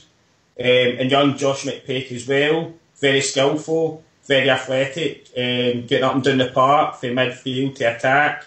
And as I've said, you're going to laugh at me again when I say this name, but don't. Dapo Mabuda as well, young boy, tiny, but got a great low centre of gravity, mate. He's just outstanding. He was nutmegging like 2 or 3 Celtic players. He was taking on like 3 or 4 defenders at the one time. So there was nobody that I could pick out saying had a better game than any others. But young Kieran Dixon get man of the match, and you've got to say, thoroughly deserved for his 2 goals and his outstanding play for the whole entire match. So, Ibrox, I mean, I never seen the first half an hour. So I never seen the second half. I've only seen it at half time. But the Celtic team looked like giants compared to the boys. They did, mate. Physicality they had. Especially that their big captain. The big captain looked about 6 foot plus and built at the side of the house as well. But as a few of the guys were saying, I can't remember who was actually doing co-commentary now, but Gordon Smith. Gordon Smith. That was it. Gordon Smith, our old chief executive. He did play for us, Ibrox. I know he played for us as well, mate, but he was also our chief executive for a short period of time as well. But he came out and says that even though they were big, tall, athletic and everything else, our players had the skill, the pace, maturity well above their age levels, because there was like some 15, 16-year-olds in that team as well. It was obviously it had been an under-17s tournament. But the young boy Kieran Dixon, 16-year-old, just turned 16-year-old, mate. So he's going to be able to play in that tournament again next year, should that be up at a much higher level, maybe up their youth development squad, maybe even higher. But no, very mature. And as I said last night on the show, they showed their senior counterparts up, mate, because they had everything. They had guts, guile, heart, enthusiasm. Young Kieran Dixon says before the match started, I've always wanted to play in a cup final for Rangers, and you could see the smile on his face, mate. He was absolutely delighted come the end of the match as well, so I'm absolutely delighted for him. Do you think, Ibrox, do you think that playing away in tournaments, etc., which the young boys have been doing throughout this season, has helped in their development, mate? Because they did look like a team that was capable of passing, capable of holding on to the ball, seeing out the game, and that comes with, for me, playing against better class opposition. I know the under-20s have really got all the glory this season with some of the sides they've beat, but these young boys have also been away playing in tournaments as well, haven't they? Yeah, definitely, mate. That started for the beginning of pre-season as that as well, when a lot of them were at the Hong Kong 7 tournament as well, with some of them are senior boys. But they mentioned again, Dapo Mabuda as well, because he got the winner against Germany not that long ago, when we beat them 1-0. Dapo has been up with the boys for the youth development as well. He has been away with them when they played Bayern Munich over in Germany, when they were in Spain, when they were playing teams like Valencia and Levante and things like that. So some of the boys like Zach Butterworth's got a bit of experience as well with the boys. So they're taking that back into the under-17s and under-17s as well. If they get 3 games left of their season to win their league as well at under-17 level. I think they play Hamilton twice and then Aberdeen. If they win these 3 games, then that's it. They've won the league at their level. But I'm absolutely delighted for them, mate. You could see it in their face that to a man, they're only going to take second best in that tournament. Yesterday, they were all at it from minute 1, as I say, the 92nd minute. So fair play to Brian Graham, who's their manager, and I think Billy Kirkwood was there as well last night in the background. And a lot of the dignitaries and that were there as well for the senior club. So fair play to everybody. I'm sure it was a fantastic evening. And with their next 3 matches, I hope they win them as well, because they deserve to win the league title as well. So, did you enjoy watching it, Rudy? I never seen it, actually. I still haven't seen it, but it was a smashing result for the boys, wasn't it? Cracking result. Maybe we should have made the first team sit down and watch it. I don't know if they did or no, but maybe they should have done and saw how to deal with them, you know. But what a great result for the boys. Fair play to them. And this everything that's been happening this season was the only part of the club that seems to be working all right is the youths, the boys in the youth teams. You know, they seem to be doing really well. You know, so fair play to them. What a great result. Good on them. I'll sit down and have a wee watch later on. I'll watch it. Is it a reason, Fox, for people to buy rising stars, etc., because of what it funds? You know, I'm not saying you're going to get 9 and 10 players out of the under-17s, but if you get, say, one every 2 years, who end up becoming regulars in the first team, and I mean regulars like Barry Ferguson and guys like that who have come in, but does that make it worth it? Oh, of course, mate. This is what's funding the youth development, mate, and the Rangers youth development, mate, are doing a great job of providing these funds for them to go to tournaments and learn the game, mate. I think it's one of the best ways of putting money into Rangers is buying the lotto and buying Rising Stars, mate. I do it myself, as you know. I've got a standing order for my lottery tickets, and I buy the Rising Stars when I go to the games, mate. Can I just mention one quick thing? I'll obviously mention it again on the show on Friday, but excuse me, we were meant to be playing Everton this coming weekend, but that game's been cancelled. But I believe I've got Burnley now, and the match is going to be at Ibrox on Sunday. So I'll mention that again come Friday. But I do believe the tickets are like £2 for kids, £5 for adults. I'll get the right details come Friday. But again, it's going to be another fantastic match for the youth development squad coming up against Burnley, who have got an absolutely fantastic youth academy themselves in there. It's one of the more highly recommended youth academies down south, along with Southampton and other ones, but they'll be coming up to play us this coming Sunday because our Everton game get cancelled. So, and I think that will be the final game in the youth development programme for this coming season. Do you think they'll do the same thing again next year, Ibrox? Well, it's worked out really well this season, mate. And the way that I'm hearing, other teams are going to try and get involved. I'm not going to mention them because I don't like the name. It kind of gives me the ball. But I hope they do, mate, because I've really enjoyed getting to a few of the games. I never got to some of the latest ones because they were played at like Ravenscraig Community Complex, where I don't think many fans were allowed in unless you were family or friends. And if they've not been there, they've been behind closed doors at Murray Park. So it's good to see again that we'll have another one at Ibrox this coming Sunday, mate. So I certainly think that the teams and the players they've been coming up against, the quality's been higher than they would have faced otherwise, isn't it? Oh, without a doubt, mate. As I say, when they played Bayern Munich, I'd say 80% of the Bayern Munich team played for the Germany at the Euros when in the summer there, when they won the under-21 Euros. So that's the sort of opposition they're coming up against, you know what I mean? Teams that are actually, like Germany, for any age level, whether it's the under-13s all the way through to under-21s. And I will mention our first team because I think it's pretty self-explanatory. Everybody knows what the German national teams can do. That was one of the more absolutely outstanding efforts for our youth development lads this season, and well done to their coaches and the backroom staff as well. They deserve a lot of credit for this tournament taking place. Yeah, definitely. Well done to the staff that that sort of deal with the development squad and all that. They've done a cracking job this season. They really have. Fair play to them. So who are you tapping for the 17s to kick on Ibrox? I'll give you three. Right. Dapo Mabuda. Young Zach Butterworth. And young Josh McPake. Is that all the forward players, mate? No. The boy Zach Butterworth was the left back, mate. He can play centre back as well. He's done alright, but it was a boy with that run for the third goal. The boy Patterson. Patterson, really good, mate. Really good. What about the boy Dixon? You don't rate him, no?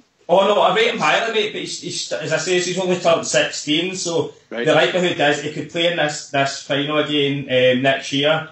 And you know, I think he could still be there. Because after the game, it says that only a certain percentage of the players actually make it on the youth development level. A lot of them, they get let go, unfortunately, because either they think they're not good enough or whatever else. It happens, not just at our club, it happens throughout the land, not just up here in Scotland, but down south as well, in Germany and across the planet. That was a good thing, because Glenn Hoddle used to take the ones that never made it and try to give them a second chance. But, as I say, your young Kieran Dixon, I think, he'll be in about the club next season, mate. There's no doubt about that. What level he's at, whether he manages to jump up as well, is anybody's guess. But fair play to him last night, because the smile that he had before the match kicked off, when he was doing the pre-match talking, he says, "I've always wanted to play in a cup final for Rangers," you know what I mean? You could just tell it was in his heart, you know what I mean? So, fair play to him. Is there always a possibility that we could lose some of these young boys, mate, just like we did with the young boy Gilmore? Is that a big thing we took Rossiter, mate, so... It's I think it's a bit different for the Billy Gilmore one, because the young boy Dixon, mate, you could tell he wants to be here. He's no... I think most of the people in under 17s now and the youth development are getting the right people behind them, the right people to speak to, I think. Billy Gilmore... Listen, Ibrox, everybody's got their price. Bridges in negotiation. He's in negotiation with Sky. We'll not be able to keep him. Oh, well, young Billy Gilmore, fair play to him as well, because he won the FA Youth Cup last night with Chelsea as well, and he scored the opening goal. So fair play to him as well.